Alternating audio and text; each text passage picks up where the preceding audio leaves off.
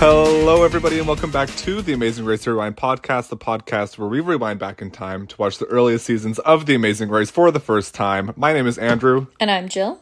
And we're here to talk about the Season 2 finale, Part 2, The Real Deal. Now, before we fully get into it, I want to do a wellness check. Because, Jill, I know you get stressed, as is, and this was a particularly exhilarating finale. I know my adrenal glands were pumping. My blood pressure was raised. My endorphins were going crazy. I don't like the adrenal glands comment. I don't know if are there multiple glands or is there just one? My adrenal gland. I just didn't. Adrenaline was released. Sure. You would be correct. I muted the episode for like the last 15 minutes because it was just too much. I couldn't handle it. I was going in and out with and without sound. You didn't have the volume? Well, no, I did, but at certain points when it was just them and I don't know, I probably missed some good quotes, but I had to turn off the volume at some points. But I got a lot. Oh. I got a lot of the content. Don't worry. Yeah. So how are you supposed to cover this if you missed half the aspects of the episode? Yeah.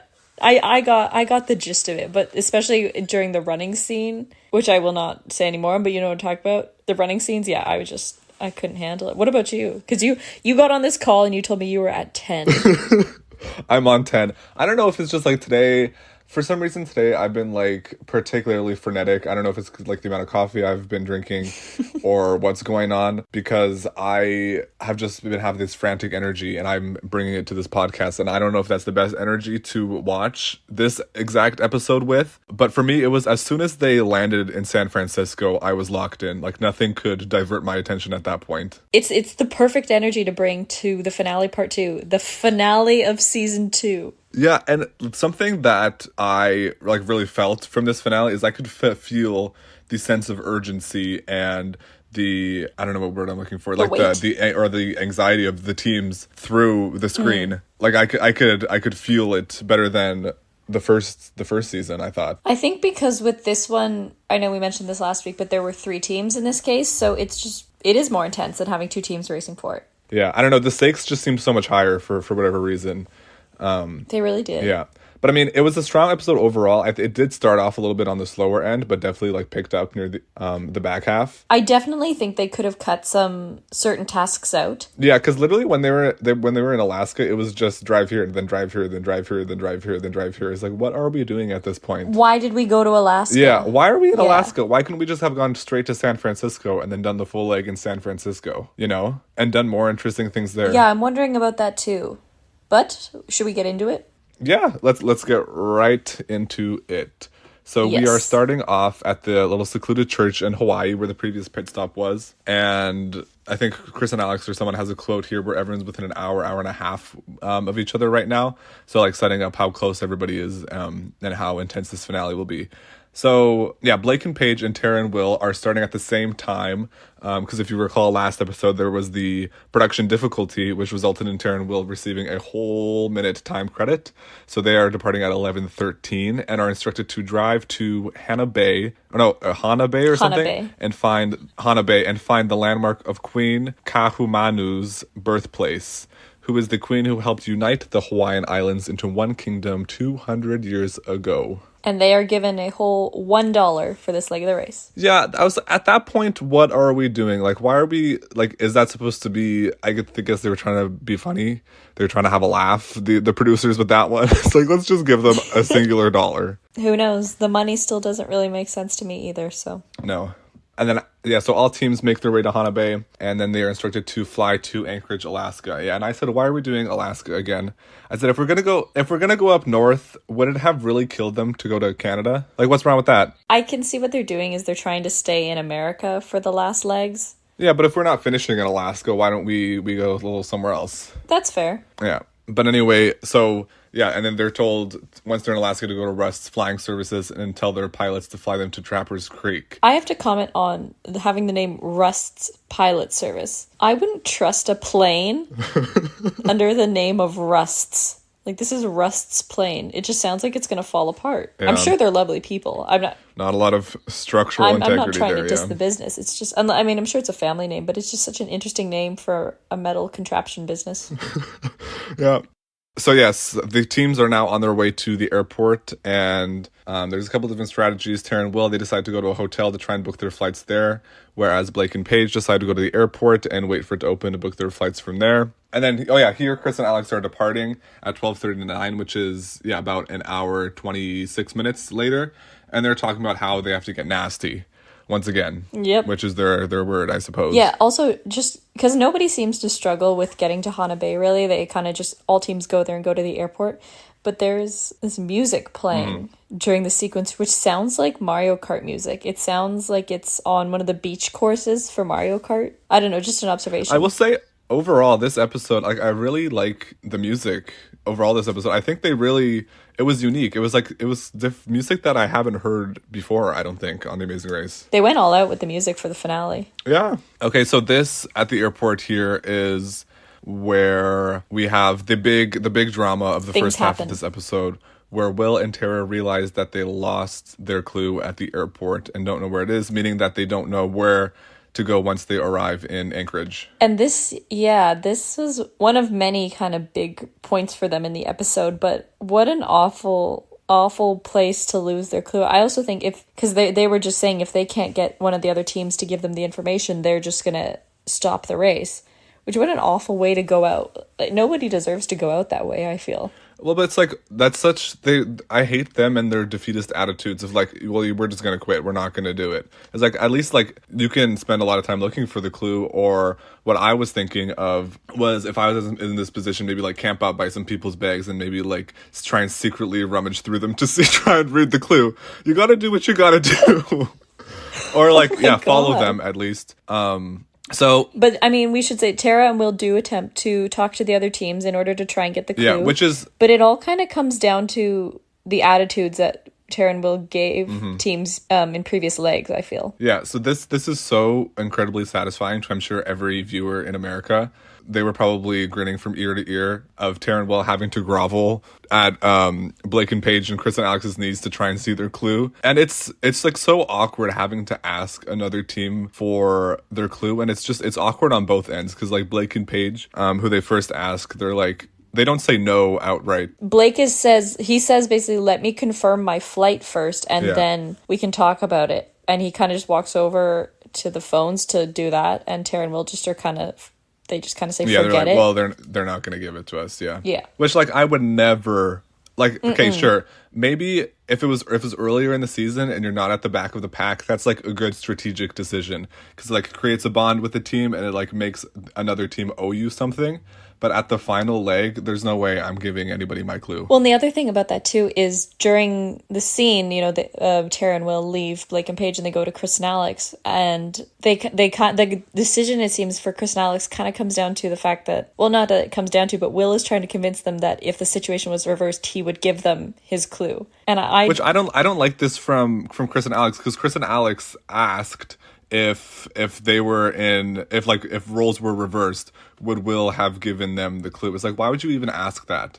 Because that's he's just gonna say what he has to say in order for you to give it to him. So I don't know what the goal was there. I do not like that. No, I mean, Tara doesn't seem surprised that neither team gives them the clue. Will, I mean, I couldn't really tell if Will seems surprised or not, but yeah, basically no team gives them the clue and they just have to fly to Alaska blind. But they do kind of drag this out of the Chris and Alex having a moral dilemma of if they should do the quote unquote right thing and be strategic and self-interested and not tell them.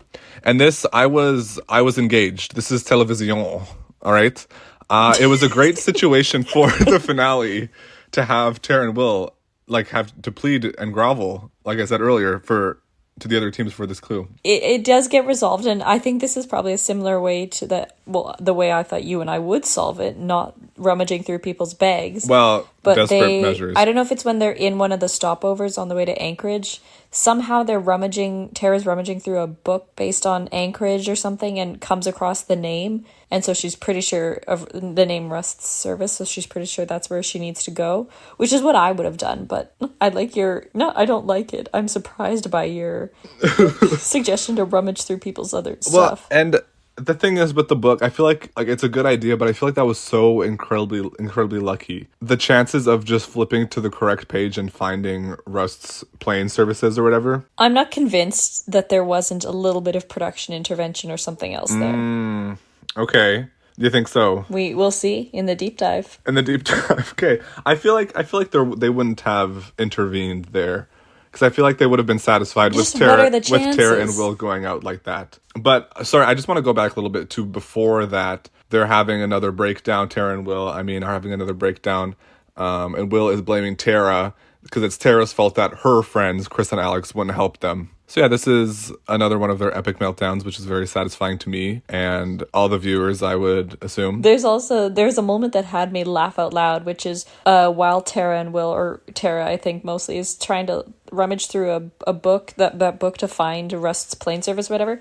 It's a shot of Chris and Alex and Blake and Paige waiting for their connecting flight. And Blake says, we've written our own route marker for them.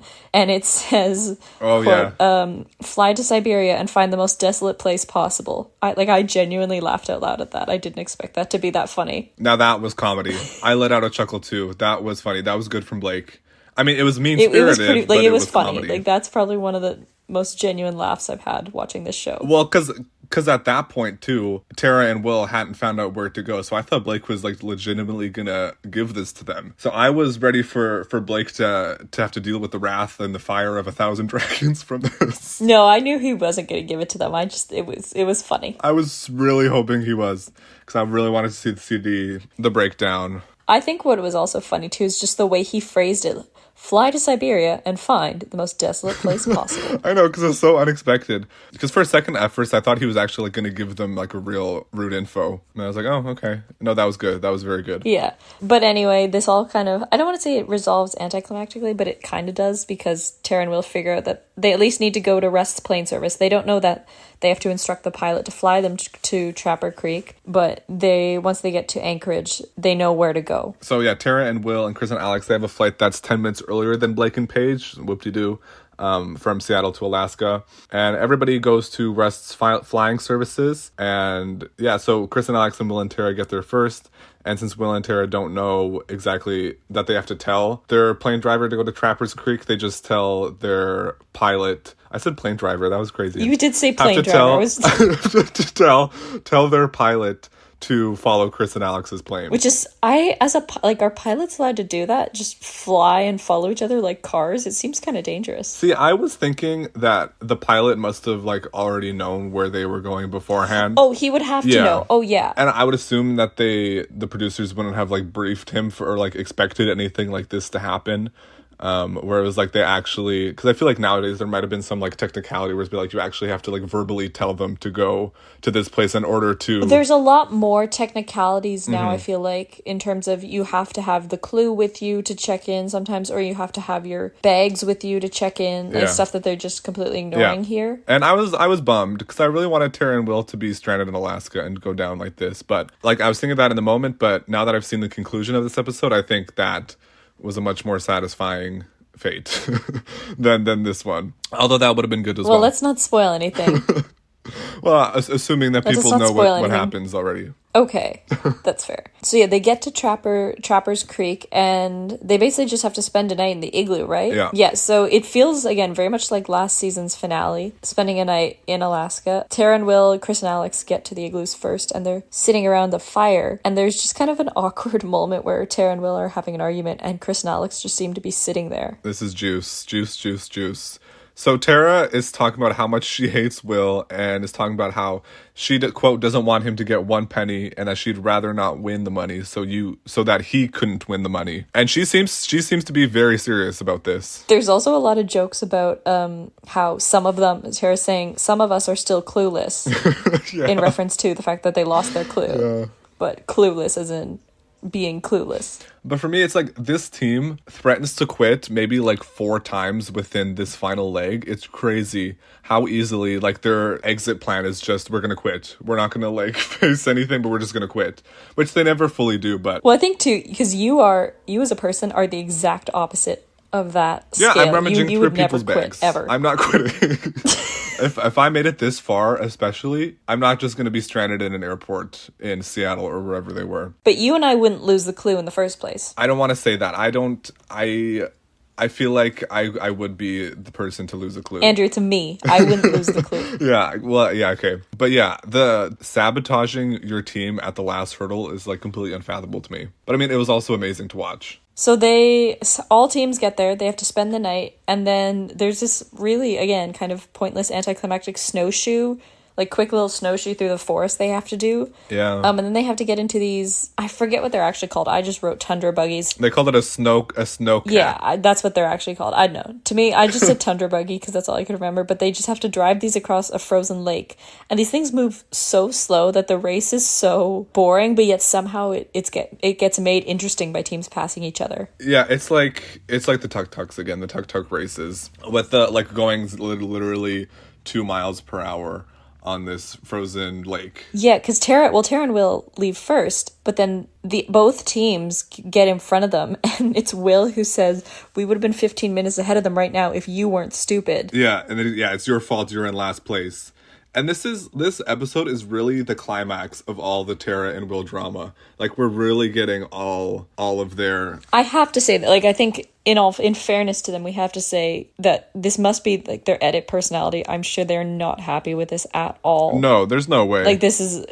The producers really went to town with portraying them a certain way. Yeah. No, I would, for sure. I'm sure there's good moments, but they really have not included any of them, which is I feel like is a little unfair to them. But it is unfair, yeah. Like, yeah. Once again, I mean, with the Guidos, like we talked about last season, you always have to take a reality TV edit with a grain of salt, because like you're never going to portray somebody how they truly are. No, but I feel like they even did the Guidos a little more justice than this. They did, yeah. But yeah, fun fact about this task, actually, that I found from the Amazing Race Wikia page was that it was actually a detour, but they treated it as just like a regular task because everybody just chose the one option. And it's unknown what the other option was. I didn't even process that, but... Yeah, because there was no detour this leg for the first time.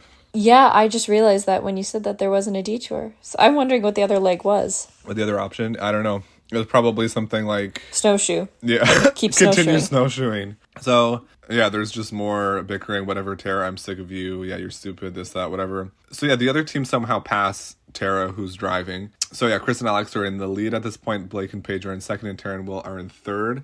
And they are instructed to drive to Homesteader's hardware store in Big Lake, where they'll pick up some tools and their next clue. There's also, they have to pass by Hurricane Gulch, which just... what a name. Hurricane Gulch.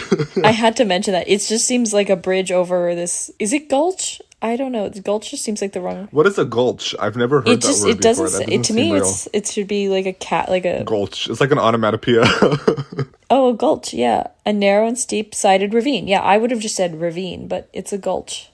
There's nothing significant there. It's just what they bypass. I just thought it was an interesting name. So yeah, and then with this, they arrive, and then with this bag of tools, there's also a propane tank, which will come into play a little bit later. But I was so confused by this. It's like, why are we lugging around a propane tank? But here we go. Yeah, so they go to this hardware store, and they pick up a saw, chisels, hammers, propane tank, goggles, a face shield, drills. Yeah. It's just such a weird assortment of stuff. So they drive to the hardware store, and then I think after the hardware store, they're instructed to drive to Hurricane Gulch with the bag of tools and propane tank. And here is where Will is going to apologize to Tara about yelling at her in the snowcat. Yeah, it's like worst apology ever. I mean, next to the one that he gave when she was sleeping. But he says, quote, "Tara, I'm sorry for yelling at you earlier today. I was just trying to show you how it feels. It doesn't feel so good, does it?" And to that, she simply ignores and reads her Alaska book. I don't think there's much to comment on there other than... same old. Yeah. Yeah. But they get to Hurricane Gulch, and this, I thought it was going to be a little bit, I will say, I was a little underwhelmed by this task. It was so bad. I thought it was going to be a little bit more artistic, a little bit more refined, because they get there, and there's 3 globes of ice, like just kind of a decent, I don't know how big, but like a decent-sized chunk of ice. It's circular, it's a globe, and the clue is frozen in the middle. And I thought, I think, sorry, I just want to stop you. I think that they have quite... the courage to call that a globe. I think it was literally just a ball. Like, I didn't see any indentations. I'm assuming it was they were trying to do a globe is what they were going for. Okay. No, yeah, I was just assuming they were going for it being a globe because, Amazing Race. Yeah. But the task, it's not sculpt anything. It's not, create some shape. It's literally break open the ice and get the clue out. And especially like right off the bat when it was Chris and Alex who got there first, it just seemed like they did it in a matter of seconds with the chisel and the hammer. Yeah. And so I thought, oh, this is going to take teams seconds. But then Tara and Will got there. Yeah. Overall, I thought this task was so inane. I thought it was so stupid. I didn't like it at all. Yeah, especially after Chris and Alex did it in 2 seconds. So I was thinking, I was like, okay, why would they give them propane to complete this task? Like, what are you gonna do with a thing of propane? But here comes Will, and he decides he's gonna use the flamethrower tool that was given.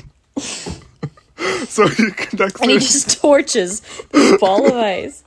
Yeah. And tools around it catch on fire as he's doing it. It's just we'll have to post this clip because it's so funny. It's so but not ridiculous. only does he use he uses every tool that they're given.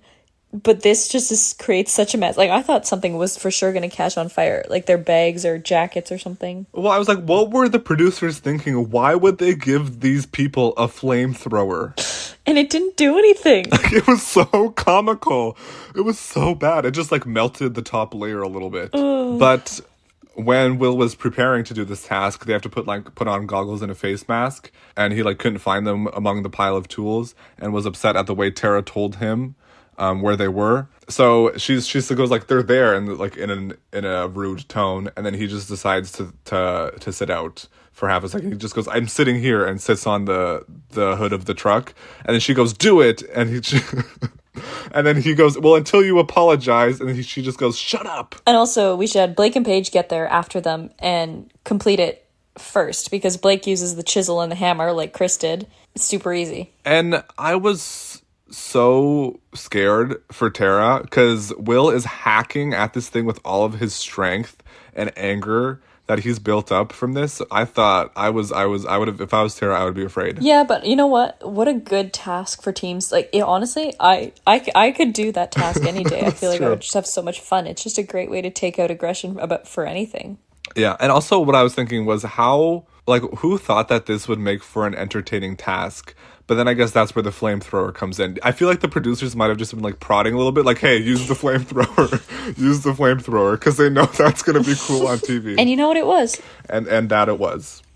Yes. But from here they are instructed to fly to San Francisco, which will be the final city in the race. And there's I don't want to say, there's a little bit of a dilemma here, because Chris and Alex, who we mentioned, leave the task first, decide that instead of going to Anchorage, they think that this city called Fairbanks, which has an international airport, is closer, and they want to see if they can get a flight out of Fairbanks instead of Anchorage, where Tara and Will and Blake and Paige head to. But yeah, this was such a risk and a fumble to me on their part, in my opinion. Because, I don't know what Fairbanks is or how big of an airport it is, but I can't imagine it being that big at all. It's international, but I would say, the obvious decision is to go to Anchorage. Yeah, and the thing is, too, is they realize as they're driving that the place they were at is actually about an equal distance away from both Fairbanks and Anchorage. But they do just kind of decide to stick through their decision and go to Fairbanks, but ultimately they end up just taking a flight to Anchorage. Yeah, which is so funny. It's that must have been a ridiculously short flight. Well, let me see. I don't know where it is, but it's just cross-state flight. I will mention this quickly. There was a moment of deja vu from season 1 of Will talking about how he was born and raised in San Francisco and how Tara's dad is from there and how they have a hometown advantage and that nobody can do as well as them in San Francisco because it's their city. So at this point, I was thinking that the editors were going to set him up to have us another Frank and Margarita situation. Really quickly, sorry, it's a 6-hour drive from Fairbanks to Anchorage, and it's a 1-hour flight. Okay. Yeah. Anyway, moving on. But yes, it definitely felt like season 1 again with the finale, getting cocky in your home city type thing. Yeah. So for some reason, they have to go to Oakland, California, and then San Francisco, which I've never even heard of Oakland before. If you look on a map, it's in a bay, and Oakland is right beside it. Oh, but did they have like a big airport there? I don't know where the airport is. Okay, well, that's irrelevant anyway. But everybody is on the same flight again to Oakland. And I think it's so crazy how this has happened so often this season, where most teams are on the same flight. And especially on the final leg, where all teams are together. But then again, you're in certain locations trying to get to a completely remote location. Like, there are not many people taking this flight path. Like, how many people are going from, like, trying to get directly from Hawaii to Anchorage? Like, not many. How many people are trying to get from Anchorage to to Oakland, San Francisco area? Not many. Yeah, that's a good point. So yes, once they go to San Francisco, they have to... San Francisco's city landmark number 97, which of course everybody is familiar with. It's the eighth wonder of the world, and they have to find a clue there. And this is one of the oldest places of residence in the city. This is just like so strange. It's like, what are we talking about? San Francisco city landmark number 97. And it's just on the corner of these two streets, really. It's just like somebody's house. It's like, all right. There was nothing significant there. They just have to pick up the clue. Yes, so they arrive in Oak Ridge, and it is a very intense mad dash to try and get a taxi directly out of the airport. It is such a schmoz. It is a huge schmoz. And this is where I started to feel the intensity through the screen. It was palpable. Well, because essentially there's a taxi line, which is pretty common at airports. You have to wait in line. You can't just jump the line and grab a random taxi. But Tara and Will just run and are trying to get into the first taxi. And the taxi is saying, I can't take you guys. I have to drive up there because, there's someone waiting. Chris and Alex are in a similar situation, and Blake and Paige are the only team that actually get into the taxi line. And during this, Tara and Will, they're yelling at the employees per usual, and Tara goes as far as to accuse the employees of sabotaging them on purpose. And they're telling the person who's working there, who's kind of like facilitating these taxis, that they're in a race for $1 million, to which he replies with, I don't care. And I love that for him. Because, he wouldn't care. Honestly, to me, telling someone that you're in a race... he does not telling care. someone you're in a race for $1 million, I don't think it'll make them like you more. No, and it's like... Yeah. It's like, is that... I feel like if I was him at that moment, it's like, that does not sound believable. It's like, what kind of race are you in where you need to get in a taxi? There are TV cameras, though. There are TV cameras. I guess so, yeah. Yes. So, yeah, like you said, Blake and Paige are the first team to get a taxi. And then eventually Tara and Will and Chris and Alex get one shortly after. And Chris and Alex are actually the first ones to find their clue at the San Francisco landmark number 97 or wherever they are. And then this clue tells them that teams have to abandon their taxis and run through the steep streets of San Francisco to find the municipal pier in order to find a boat among many that lie on the San Francisco harbor that has the clue. And I really like this decision by the producers to make the teams run. It makes it a lot more intense, and it makes them push more and gives them a lot more autonomy. It does. We should add here too that teams, I guess, decided to either check their bags in certain places or abandon them some way. Okay, yeah, I was confused by that because did they show a scene of them dropping their bags somewhere? Because all of a sudden they just were naked. There was a little. I don't remember who it was, but someone said something about at the airport they checked their... I'm wondering if they honestly just checked their bags and had them go through to San Francisco and then just left them at the airport to come pick up later. That's probably what they did. I kind of think that's what they did. Yeah. But basically the main point there is nobody's carrying their big backpacks around, so the running is a lot easier. Yes. Yeah. And I loved this running. I was really getting worked up. So Tara and Will are the first ones to find the clue due to Will's knowledge of the city. And then they are told to head to the bottom of Murray Circle at East Fort Baker to the finish line. And at this point, I'm energized. I'm living. I feel alive. I was anxious this one. This is where it really hit me. This is where you were hitting the mute button? This is where I was hitting the mute button. But fear not. It's not just a straightforward race from here. No. Chris and Alex find the clue second, and then shortly after, Blake and Paige also get the clue. So now it's a mad dash to try and get another taxi to the pit stop. Tara and Will seem to go in the wrong direction or something, and they can't get a taxi, and they're arguing with each other. And Will goes into some store or convenience store to try and call a taxi, and while he's doing this, Chris and Alex get a taxi where Tara and Will just previously were. But this doesn't really matter because Tara and Will go outside and find one immediately after. But they do lose their lead a little bit there. They do, and so they're kind of neck and neck with each other. And it ends up that Chris and Alex's taxi is following Tara and Will's taxi. And this is where Will decides to scheme a little bit, to try and concoct a plan. Yeah. Very quickly, I just want to go back a little bit to when teams were trying to get a taxi. It was the mad dash. There was so much desperation in this scene. I loved it so much. Because teams, they were like running up to taxis in the middle of traffic and stopping them, begging them to let them in, even though they had like people... They already had people in the... They were telling the passengers in the taxi, we'll pay you $50 if you get out and give us your... It seemed like it was very hard to acquire a taxi, to be honest, in downtown San Francisco. But yeah, Tara and Will and Chris and Alex are on their way, and Blake and Paige are still looking for a taxi. And yes, Tara and Will are in the lead a little bit, or ahead of Chris and Alex. But Chris and Alex's cab was following closely behind them. And Tara and Will don't think that they can beat Chris and Alex in a foot race, because that's what this is looking like right now, because they're because they're so close together.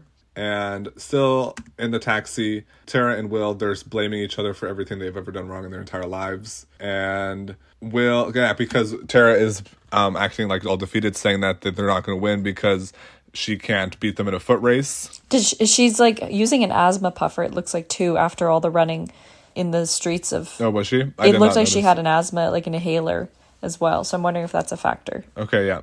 Yeah, and then when Tara says that they're probably not going to win, that sets Will off and says, okay, well then let's just not race. And then she goes, well, who's quitting now? They're so preposterous to me. Because you would have an adjective of you'd rather die than quit. Yeah. It's like, let's have an asthma attack before we're going to quit. I'm sure they have medics on hand. Okay. You've never had it. That's you've true. Never I had shouldn't say that. attack. That was bad. Okay. At this point, Will is panicking, and he's telling the driver to go in random directions and zigzagging, and he's going like, I'm just trying to throw them off. I don't know. I'm just trying to throw them off. And this made me lose my mind. It was killing me. He has the driver turn off the road, and then he's going to this dead-end loop they have to get over the Golden Gate Bridge. They're not even over the bridge yet. He tells Terry, he says, okay, when we get to the bottom of this, we're going to get out and we're going to start running. He's like, we're going to make it look like we need to run here. He's like, but then once they start running, we're going to get back into our cab and take off. It was so ridiculous. And the thing is, it could have been a fine plan, but Will does the most unconvincing get out of the car and pretend to run to the pit stop, because he kind of sheepishly gets out of the car and looks behind him to see what Chris and Alex are doing. It's like, you don't have any sense of urgency, and obviously Chris and Alex kind of pick up on this and know what's going on, because Tara and Will do a horrible job. They don't even really get out of the cab. They just kind of yell to somebody on the street, is this whatever location? They were like, no, that's over the bridge. So they're like, okay, we need to go. And this, I can't emphasize how fast-paced and intense this whole sequence is. So then Tara and Will, they decide that they're just going to run to the pit stop now.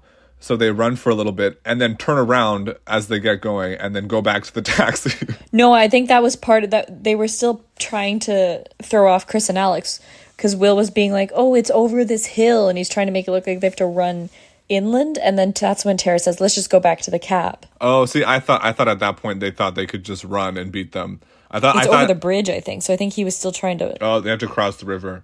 Okay. And honestly, in this moment, because while all this is going on, it's a mess, it's high stress, the camera cuts to Blake and Paige just having a really genuine moment in their car, and Blake's telling Paige no matter what place we come in, no matter where we finish, I'm so proud of you, we've done so good, we had so much fun. And I just thought if it would have been hilarious if Blake and Paige would have won while this whole schmoz was happening. That's really what I was hoping, is all these people are doing their shenanigans, Blake and Paige are just going to slide right in. So Tara and Will wasted a bunch of time doing this. Chris and Alex are on their way to the pit stop, but they keep stopping to ask people for directions. And this obviously takes a lot of time, because I guess they just want to be absolutely sure that they're going to the correct place. But Tara and Will are able to catch up because they keep stopping to ask for directions. And Tara and Will are actually the first to arrive to the location and are running to the pit stop. However, it seems like it's quite a run. Maybe I would guess a good kilometer. It looks like it's... You think? I don't think it was that... Well... It looked far. They have to run along the water and then up a hill. Quite a, a good jog up. And then the pit stop is on top of the hill. because there's these really long shots of Tara and Will running, and Will is ahead of Tara. Like, she seems to be lagging behind. And here I was thinking, okay, they're going to win. Like, it's, it's been good. It's been fun. Yeah, I feared it was over. But then they have a considerable lead on Chris and Alex. Chris and Alex pull up, and we have this wide shot of showing, like, this is where Will is, this is where Tara is, and then Chris and Alex are coming behind. And you can see they have a considerable lead. It's like a good 150 meters maybe on them. So it's like, okay, they're not gonna... But Tara and Will are also maybe like 7,500 meters apart. Yeah, that's the thing. But I mean, between Tara and Chris and Alex, there's, like, she has some good distance on them.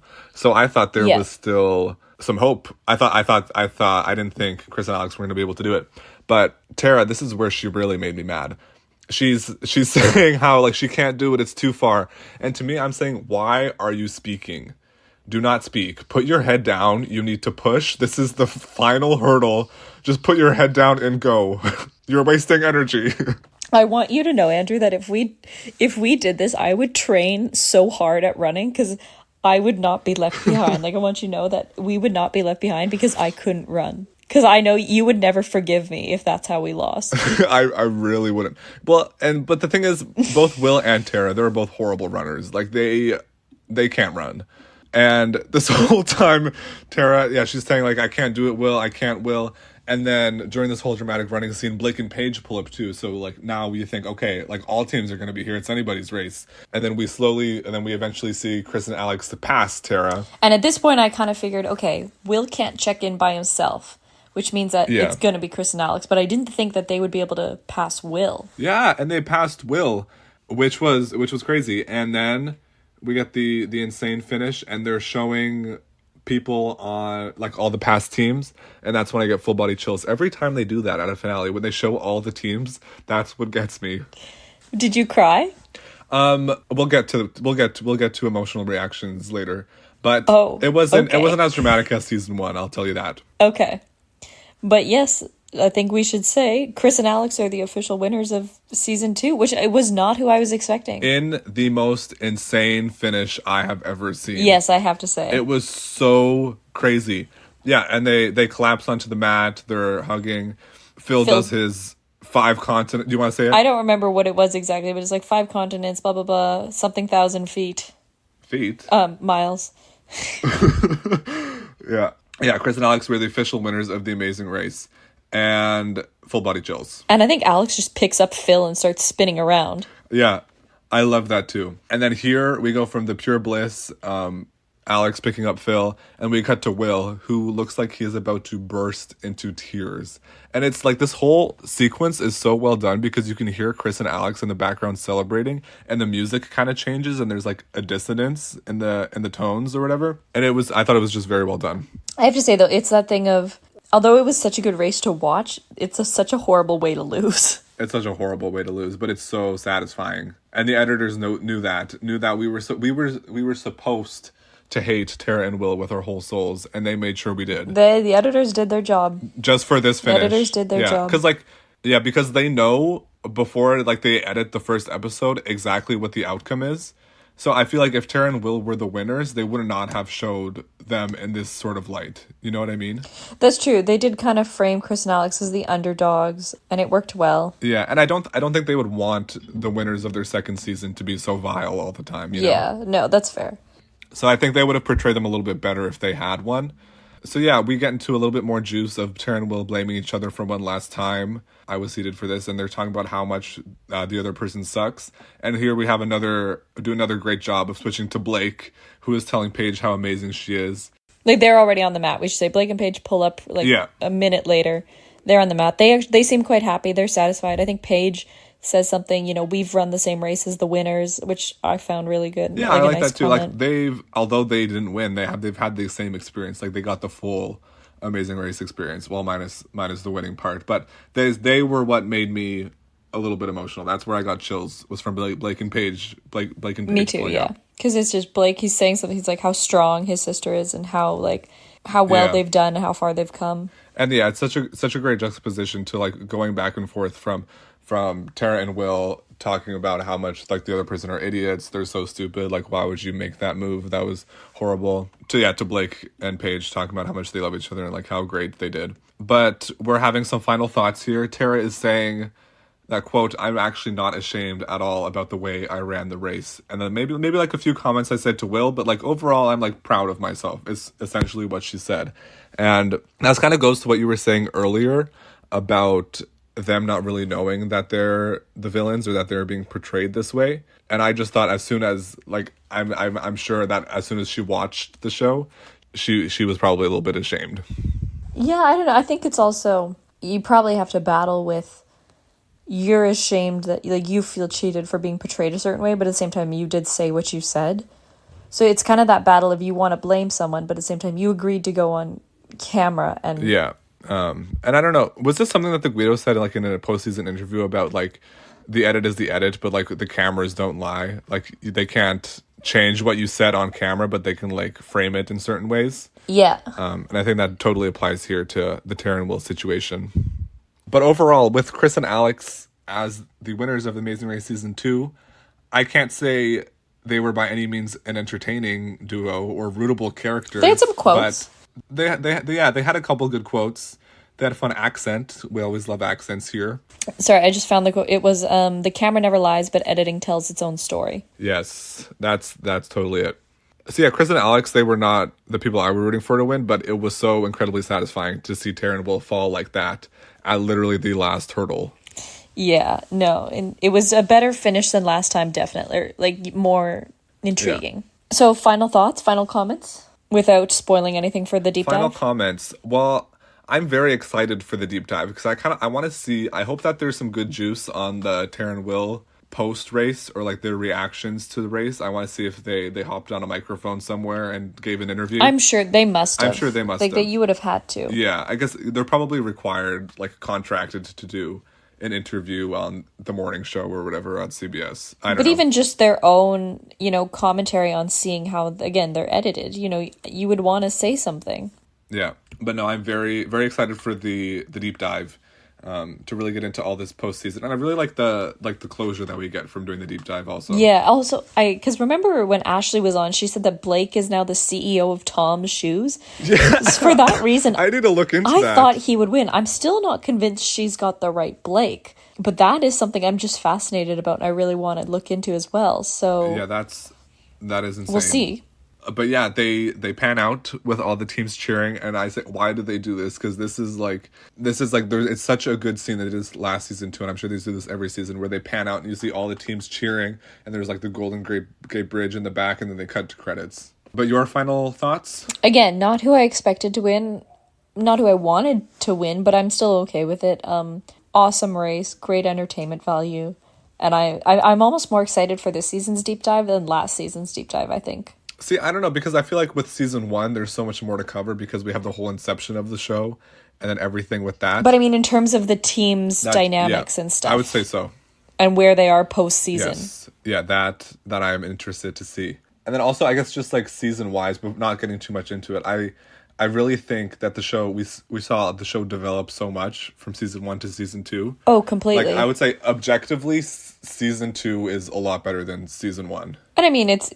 Again, you would expect that because season 1 they were figuring everything out on the fly, but there was quite honestly an insane amount of changes that were made and kind of refinements in the process between season 1 and season 2. Yeah, but with that being said, there still is a long way to go, I feel. But on that note, we should add that we will be taking a break over the summer. There's a bunch of things happening: relocation, moving, travel, work. Yeah. So it just won't. You know what? We come here to deliver quality content, and it would not be the best quality content if we were podcasting this summer. But we will be back in September. We'll celebrate the 1-year anniversary of this podcast. 1-year anniversary. Maybe even in August, because I think August could work. We could start up season 3, but we'll be taking a few month hiatus, but we will be back and stronger. Do not fear. We will be back.